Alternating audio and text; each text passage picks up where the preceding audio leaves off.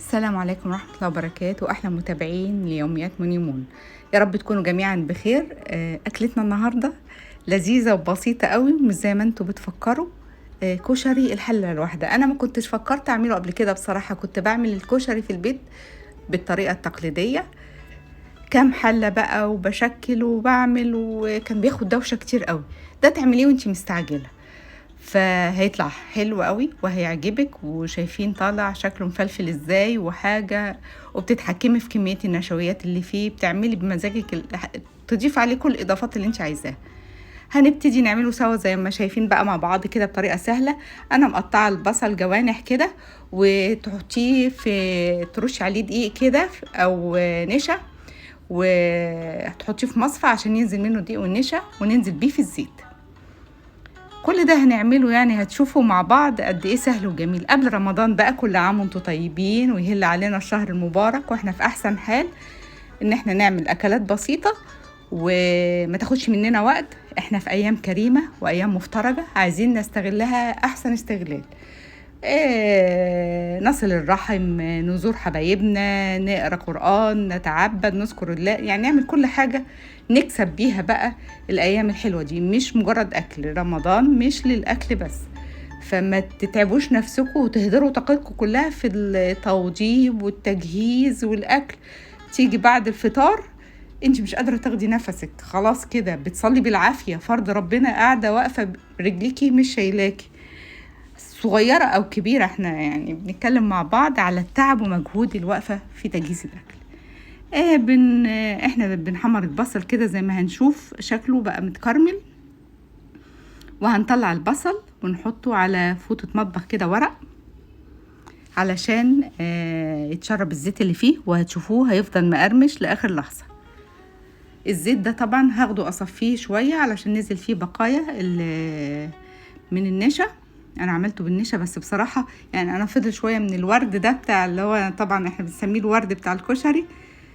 لتاني يوم اكلت، يعني عارفة تاكلي طبق الكشري بارد وعليه الورد ده مقرمش، حاجة كده طعمها جميل. طبعا تسخنيه زي ما انت عايزة. المهم قسمت الزيت اللي حمرت فيه البصل، خدت جزء منه، نزلت بقى. تعملي معيار واحد، كوباية صغيرة. انا عملت كوباية صغيرة اللي بشرب فيها القهوة، يعني عملت طبقين كبار.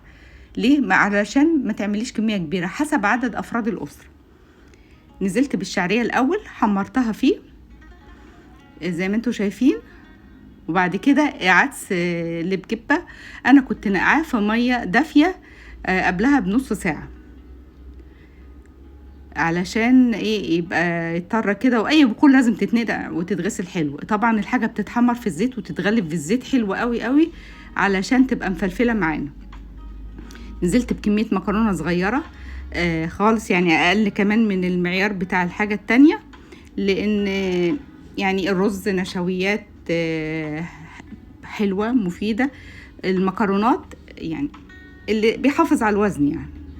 فحطة شعرية وحطة مكرونة كذا نوع، وبرضو دي المكرونة سباكيتي نزلت بيها عليه زي ما احنا شايفين. ده في الآخر بقى كده، وهنزل عليه بقى بالمية المغلية سخنة، يعني ما نحطش مية باردة، تغطيه كده ويبقى فوقيه سنتي. وتبهري المية بقى، تحطي عليها شوية ملح، فلفل، كمون، بهارات كشري، او كيس مرقة فورية اللي عندك. بس معلقة الكمون بتدي طعم حلو قوي معاه. وشايفين الشكل اهو، اتغطى بالمية بتاعتنا. هنسيبه بقى يستوي. النص التاني بقى بتاع الزيت انا كنت مجهزة كام فص توم حلوين كده فرماهم. ده هنعمل بقى الصلصة بتاعتنا الدقة بقى، صلصة طماطم. بكده نزلت بالثوم بتاعي يتحمر، وكمان هنعمل الفلفل حراق معاه، فلفل اخضر حار يديله بقى الطعم الجميل كمان. ده حسب الرغبة يعني، بس انا بنحب الحاجات الحارة يعني.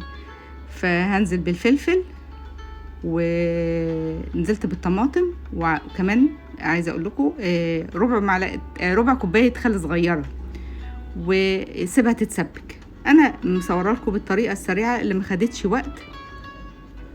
وبتحطي شويه كزبره ناشفه مع الصلصه دي، وفلفل اسود تتبليها زي ما انت شايفه.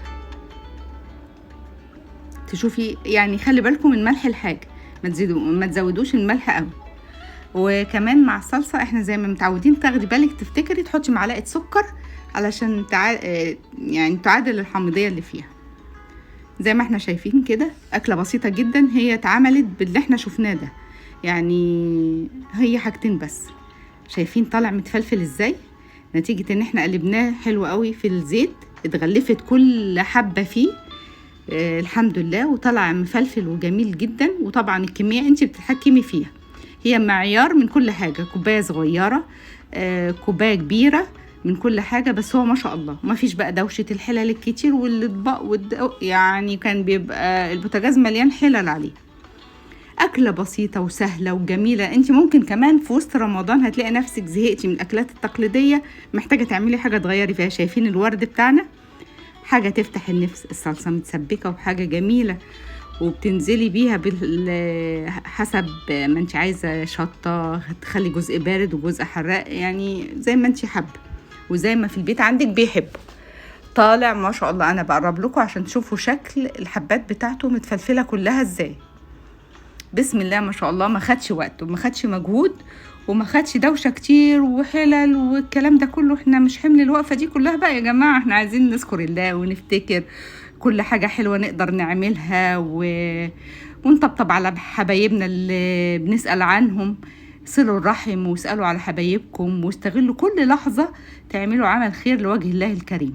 ملناش دعوه الناس بتتعامل معانا ازاي، احنا لينا دعوه ربنا هيجازينا بايه. شايفين الشكل؟ انا غرفت طبق كده قدامكم، الكميه دي عملت طبقين كبار، كوبايه صغيره يعني اللي هي بيتعمل فيها القهوه، او 50 عشان تبقوا عارفين. وطبعا الكميه انت حسب عدد افراد اسرتك. ربنا يبارك لكم في اهل بيتكم وفي حبايبكم، وتعمل لهم احلى اكلات.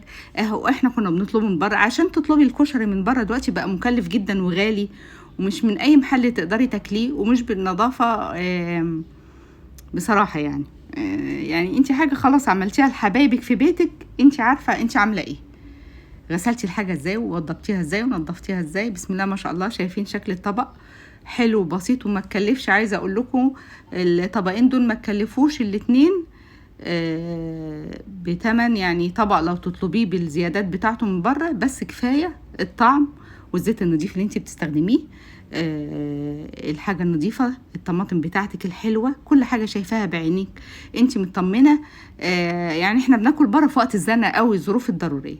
اعملوا كل حاجه لحبايبكم، اتمتعوا بيهم، اتمتعوا بكل لحظه ربنا اداها لكم في حياتكم، ويا رب دوما بخير يا رب. ونتقابل في وصفات سهله تاني عشان رمضان باذن الله. ودمتم بخير وكل عام وانتم طيبين، يا رب يكون عجبكم، واستنيه اسمع رايكم. عايزين ايه وصفات سريعه تاني توفر لكم الوقت والجهد وتبقى جميله ولذيذه وتمتعوا بيها كل حبايبكم. مع السلامه.